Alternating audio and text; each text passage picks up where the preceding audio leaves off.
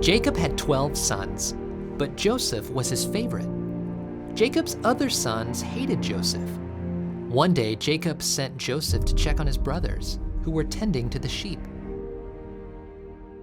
The brothers saw Joseph coming, and they made a plan to get rid of him. They sold Joseph as a servant to some travelers going to Egypt. Then they convinced Jacob that wild animals had killed his favorite son.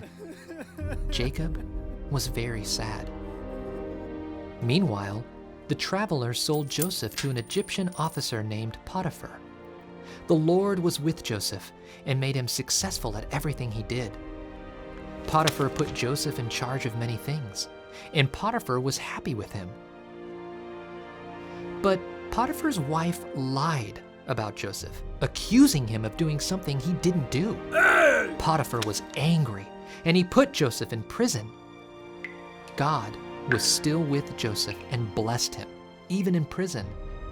God gave Joseph the ability to understand the meaning of dreams. Years passed, and Joseph was forgotten in prison until Pharaoh, the king of Egypt, had 2 dreams. He sent for Joseph. Joseph explained the dreams. Egypt was going to have 7 good years with plenty of food, followed by 7 bad years of no food. Joseph told Pharaoh to save food during the good years to be used during the bad years. Pharaoh realized that God was with Joseph, so he made Joseph second in command in all of Egypt. Joseph stored away food during the good years. Then, during the famine, people came to him to buy grain. One day, Jacob sent 10 of his sons to Egypt to buy grain. The brothers came to Joseph and bowed down. Joseph knew who they were, but they did not recognize him. When Joseph was ready, he told his brothers who he was. "I'm Joseph," he said. "Don't be afraid.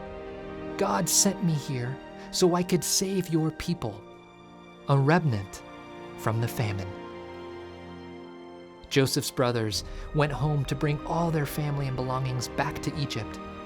Jacob hugged his son Joseph, and they cried. Jacob's family was blessed in Egypt, but Jacob got older and died.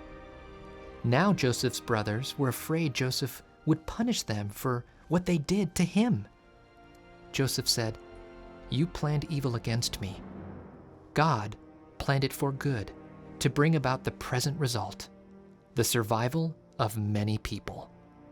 Joseph comforted his brothers and spoke kindly to them. God had a plan for Joseph's life. He allowed Joseph to suffer in order to rescue a whole nation. God planned for Jesus to suffer so that many people from all nations would be saved.